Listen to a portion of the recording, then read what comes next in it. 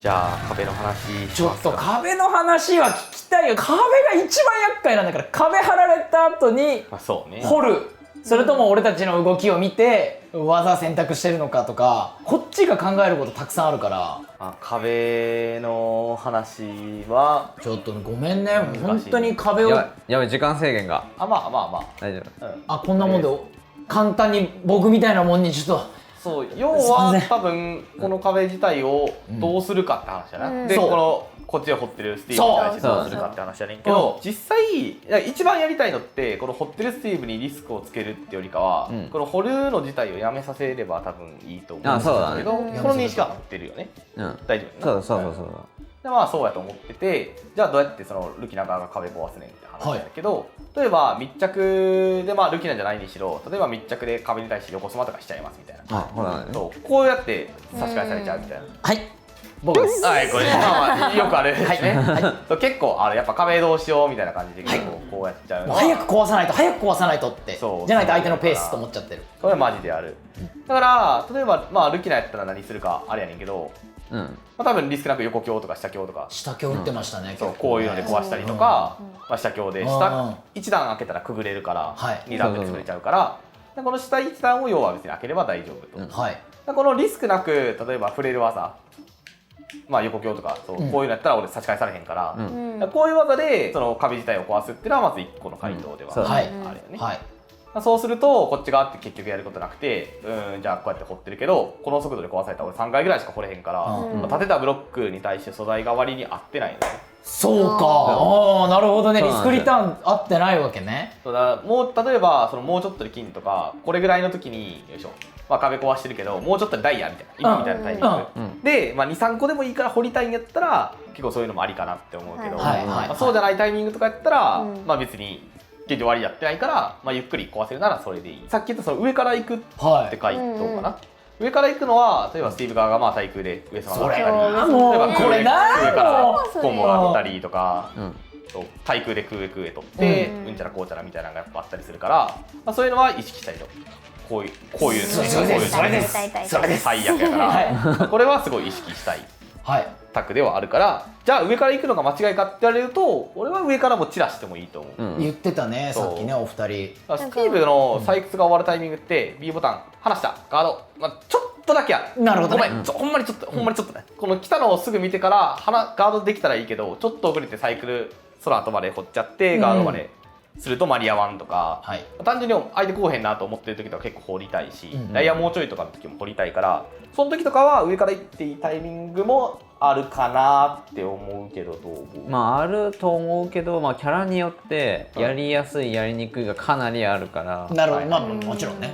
そうなんで、例えば上段だけ壊して、乗ってなんか読み絵するでもいいし、3段ブロック立ててなんで上段だけ壊してなんか乗ってもいいし、行くよっていう素振りだけ見せてね。こっから行ってもいいし。なるほどね。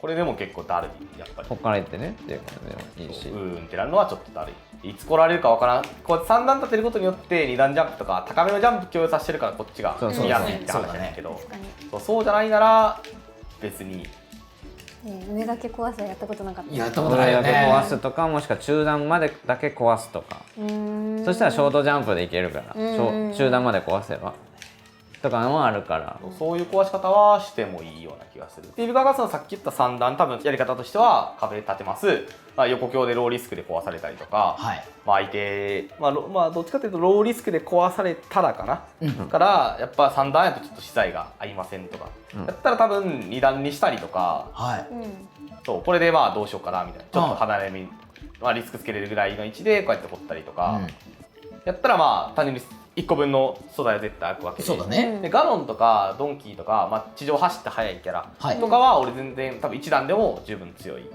なるほど。そうだからこれで全然相手のダッシュつかみとか DA とかだけこう潰しながらタクだけこうやっておりますよみたいなのは全然あり。スティーブ側も多分そういう対策してこなくてずっと3段立ってるなら別に多分いいかなっていうか、そのままでいいんじゃないかなって感じはする。問題は多分素材が強いパターンのあるよな。そうだね。そうこれぐらいの多分よいしょ鉄とか木とか、岩とかですね。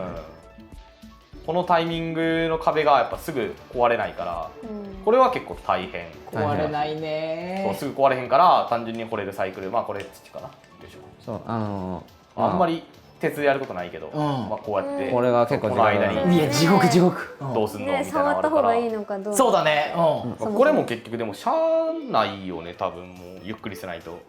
まあ俺の中では横でちゃんとしっかり壊す、まあ、威力が高い技で壊す、まあ、これだったら今空語かな、こんな感じで威力が高い技をちゃんと使うこと、それで壊すのは結構大事かな。大事。ガノンだったら空前ですね。そうか。ああそうか。リスクなく壊せると思う。全部いってるもんな。今もう俺の頭の中で3個のブロック全部いってるもん。なるほどね。そっか。みたいな壊し方結構強い。壁に対してとりあえず壊そうとかすると、やっぱなんか普通に横スマとかいや出てくんのよこいつ。だからこれに当たれるのは結構一番アホらしいかな。すいません。はい。これ当たってるうちは多分マジでもうこれ立ってるだけでほんまに勝てちゃうから、結構気をつけないとあかんし、とりあえず上から全部いこうみたいなのもあんまり気をつけなきゃいけないことだと思うから、多分対策としてまず1個そのローリスクに壁を壊す方法は、まあ、大体なんかあると思うけどな。まず、一番下が必ず弱い素材になることが多いです。今だったら岩鉄なんですけど、岩が一番弱いんでなんか下段を壊した方が早くいけるよと。なるほど。こんな感じで。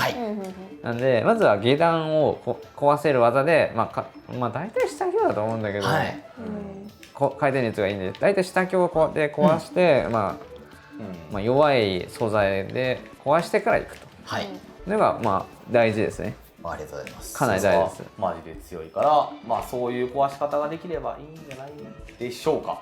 よく聞くのは鉄ばっかなってる時は相手の資源になってる時だから。そう。割とこう有利に。そう。鉄で立てれてる時はもうマジで鉄しかない時しかないから、その時は全然むしろ行くべきやと思う。行くべき。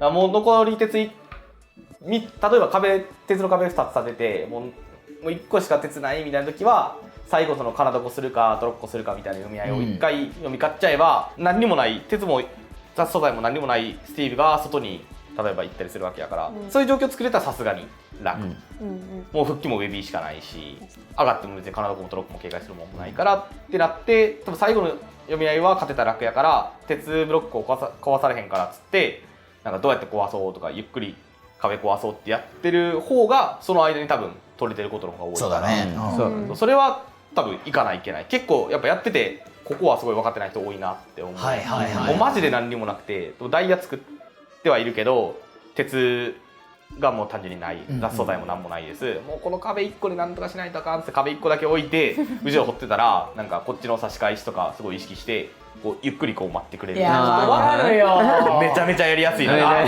その気持ちわかるよね。まあダイヤやから当たりたくないのもわかるけど、しかもなんかこっちが変に考えちゃう、こう1個壁でダイヤ持ってる状態で掘ってる、ダイヤの剣とか持ってる状態で掘ってる、もう行ったらもう考えてるやんってなっちゃうわけ、こっちはもうなんか用意してると思っちゃうけど、あれはいかんとなんかそういう時に作業台壊したりとかしてる人も結構良くないなと思う。作業台はそう壊した方がいいけど、壊すタイミングっていうのはすごい限られてるから、そういう時に何にもないみたいな時に壊してもどうせ掘れるんやったらもうその掘った分で作業台壊した分は回復できるから全然いいし、そうだから多分外出して復帰で戻ってきてるのを待ってる間に作業台壊して作業台勝手に出てくるからポンって4秒で、だから崖外の展開維持できれば作業台が外でポトポト落ちて素材が減っていきます。そういう時とかは壊してもいいけど、あとまあ撃墜して単純にやることないですみたいな時は壊してもいいと思うけど、なんか壁立てて壁の向こう側にスティーブとキャラクターで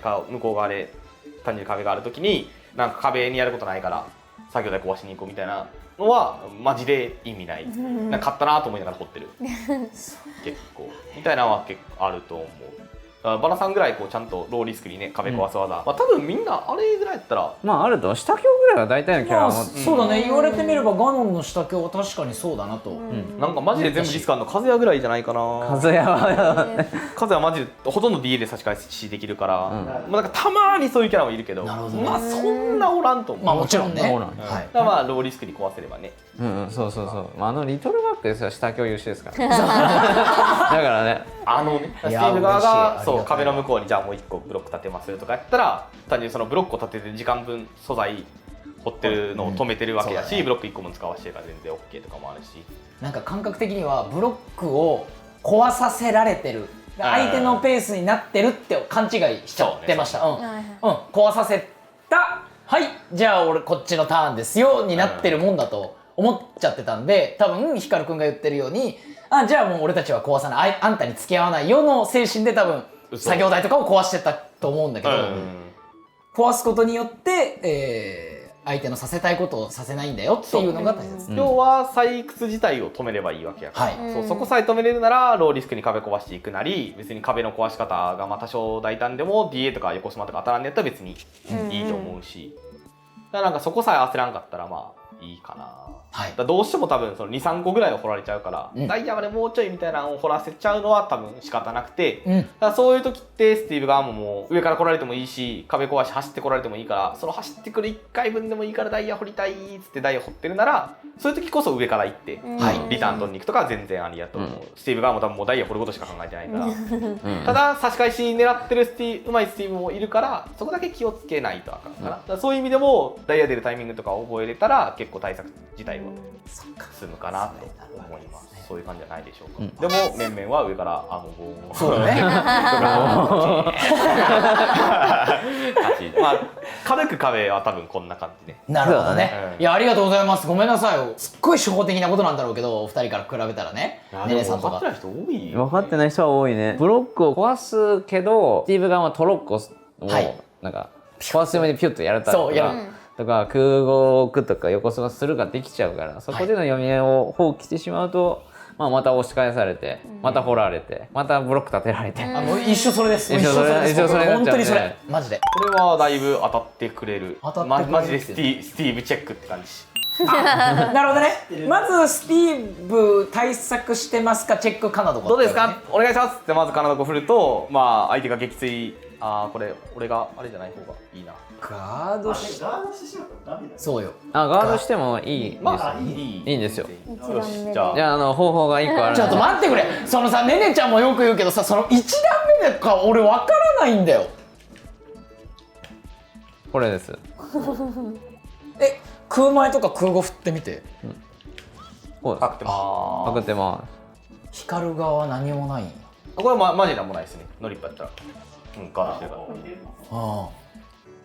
これは有名な音楽さんの対策動画でもやってた1段目の単純にカナダコン、これ止めた方がいいかな。どうぞ。お願い。これ？よし、ちょっと待ってな。ガード失敗。高さが、はい。この1段目の降りてる判定、これが単純に1段あります。で、次カナダコが下からバーンって地面に当たった時に衝撃波みたいなのがあって、それにみんなやっぱ当たってしまう人が多い。じゃあ画面で見せる。どうすんねんっつったら、それをこれも当たり判定がないからガードしてるから、いいよ俺ガードしてるから。ガードしガーキャンクエしてる。クエしてるよ。そう。これをそれのがうまいわ。だからこれをどうすんねんっつったら、よいしょ。パス。漏れた。はい。こんな段目をジャンプしてジャンプする。それが来る前にジャンプ。そう。1段目ができたら、もう単純に当たり判定がないカナダコが来るから、これをじゃあジャンプ上で取りましょう。そういうことか。2段目までガードしたらスティーブ側が有利？有利はないと思うけど、めっちゃ削れちゃいます。だいぶやることないし漏れるし。そう。その衝撃は当たり判定下にしかないわけ。そうです。だからジャンプすればいいんだ。そう。なるほど。ジャスがしても OK。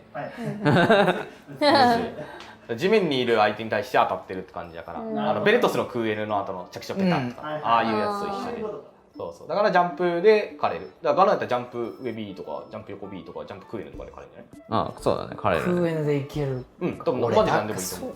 2段目俺それ知らなかったから、1段2段っていうのあるなとは思ってたけど、これはマジでクソ大事。いやもうはいよくある。僕回避するとこうなっちゃうこれもガードしたら僕の負けです。あの MK レオンも2段目までガードして回避したからそうだよね。あの MK レオンそうだよね。ぐらいやっぱ大事。そう大事。そうだからこれにそもそもリスクがつかないならそうもうマジでこれで近づいて一生です。振ればいいから、はいそうさっき言ったそのカナダこれ近づくってところで、うん。もうこれでだって始まるから。ちょっと待って、もうガードの削り方がもうやばい。若いから。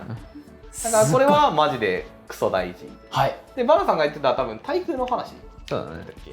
これね。これはちょっとできるキャラ限られてガノンの空上でもいけっかな。まあやってみないとわかんない。多分やってみます無理やと思うけどな。無理。まあや武器ったら判定を貫通させて、そう単純にまあ監督武器判定って言われるものが、うんそのやられ判定がない攻そういうことだね撃って話だから、まあ、それで直接切るのはうん。できなくもないし、うん。まあ全然難しかったら横から殴るとかでもまあ横から殴るでも。とかは全然ありやと思う。でまあさっき言ったそもそも着地や後突き取れるならねそうだね。多分どっちでも取ったりし、あと金床まあ上手くなってくるとスティールズ側が金床してすぐジャンプに逃げるんで、はい、そうですね。でジャンプ逃げ先を読んで追撃行けばいいと、こんな感じでね。ちょっこれマジとタフ。すごい。今だったら右かと思って。あごめん、まあ右とあいやね危ねえそういうことねそうこの夢はしてもいい。そうでカナドコ自体はよいしょこのノリッパで 22% かな、うんこれ OP あるかな、うんこの 22% で離すとまあ威力もごめんあ話すと威力も。威力下がります。半分ぐあららいま飛び出しも知らなかったです。半分になります。なったりしますね。距離の問題ですか？いや、飛んだらってことでしょ。乗ってないから。乗ってないからだ乗ってないから。うん。そそうそうそう。いや体重分数要は簡単に言うと体重分数。まあそうだよね。重さで。なんかずるしたらこういうなんか 22% 食らうバグとかもあんねんけど、やってるよ。そうこれバグ乗せるやつやから乗せるやつよくある。まあこういうのもあったりするけど、まあ基本は大体その離すと 11% で威力も低くなるそうっていう読みもあるから、まあこれなら当たっても別に俺はいいかな。まあまあまあまあまあまじゃあ12%。とりあえず離させるのは結構大事。撃墜も変わりますか、もちろん。全然違う全然違うんだ全然知らんと思うよこれ。これ全然知らんと思う。これ全然撃墜しない。ノリッパマジでなんか打ち入れたら 50% とかに撃墜するけど、はい。ノリッパじゃないやつは多分100でも撃墜しないよ。しないんじゃないかな。全然撃墜する全然しないと思うよ。じゃあ変な話、1段目をカナダコの1段目をガードしてリスクをつけたり、武器判定持ってるキャラクターは武器判定でリスクつけたら、あんま怖くないカナダコが今度は飛んできやすくなる。まあそうね、とりあえずカナダコにリスクをつけるがないと話にならないから。そういうことだよね。こんなんもうたまったもんじゃないから。もうハイパーフリ毒だもんね。そう頼むっつってバーンっつってうん当たったらラッキーやし、でガードしてもリスクないならでしょ。そうこっからなんかまあねまあしちゃったよ。マジなんでもいいからなんでほんまになんでもいい。もなんでもいい。これでもいいし、うん別によいしょ。あなんかもうこうなんでもいいし、まあそうなんだよはい。マジでなんでもいいよ。なんでもだ。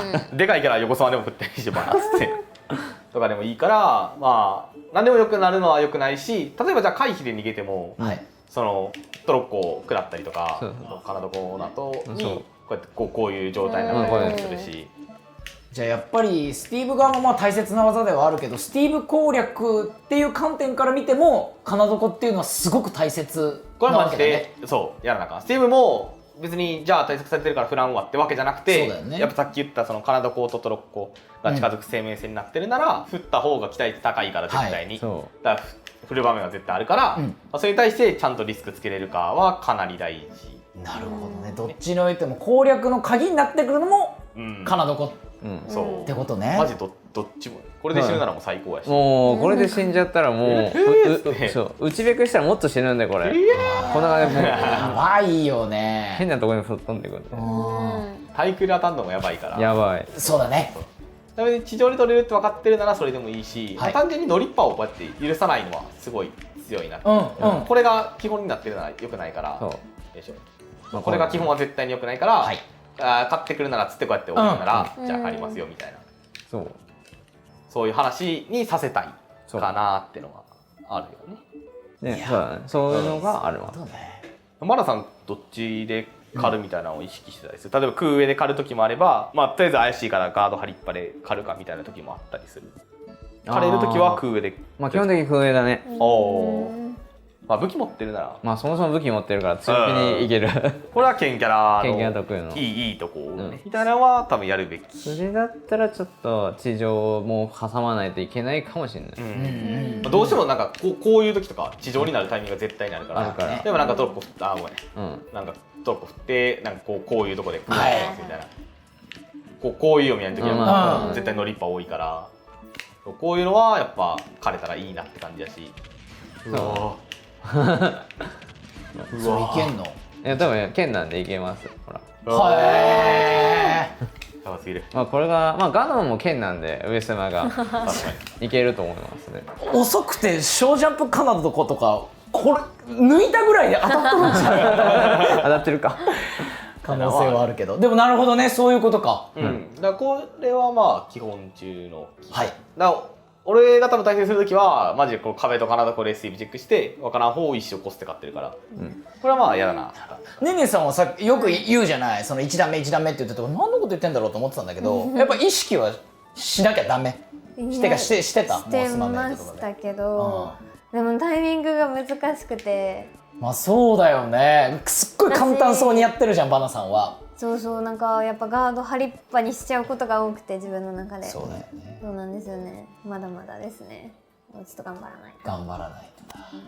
あの人はもうだからもうスティーブを使うということに走った男なんで対策ではなくさせる側に回った男にしたら対策自分しなあかんから。そうだね。俺でもやっぱ使ってると結構スティーブ戦まあうまくなってると思う。まあそりゃそうだよね、自分で使ってこう何をされたら嫌だとかっていうのはあるから、来たい来たくないタイミングが分かるからはい結構分かるし、はいはいはいはいまあそれこそバナさんぐらいねめちゃめちゃ対スティーブやったわけでもないよね。あやってるあやってんねや。結構やってるよはいやってました。やってますよじゃあ対戦して対策する側もあるという。そういうことだね。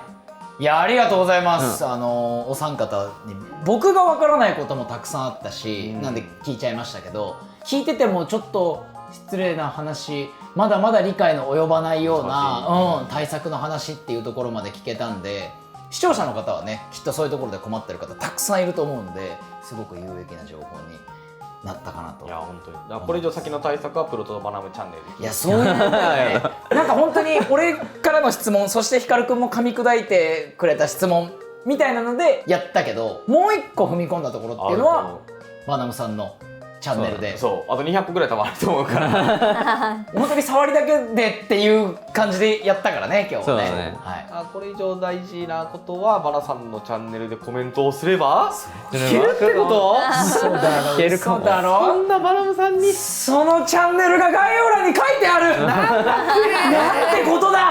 CR プロとバナムくそスマブラハウスもういいんですよ茶番はというわけでバナさんの動画をぜひ見ていただということでバナムさんに、プロトバナム CR に所属しました、バナムさんに、スティーブ対策のことを聞きましたけれども、この後の動画ももちろんバナさんに出ていただきますので、もう CR に入ったね経緯とか、いやそんなん聞けるんですかなんぼなんですかとかあるんじゃないですかと、もちろんダブルダウンのことについても僕聞きたいんです。そうそうはい、はいなので、この後まだまだよろしくお願いいたします。はいよろしくお願いします、ということで概要欄の方にですね、もちろんバナムさんのチャンネル貼ってありますし SNS も貼ってあります、ヒカルくんのチャンネルも貼ってあります、 SNS ねねさんも全部貼ってありますので、ぜひ概要欄見ていただければなと思います。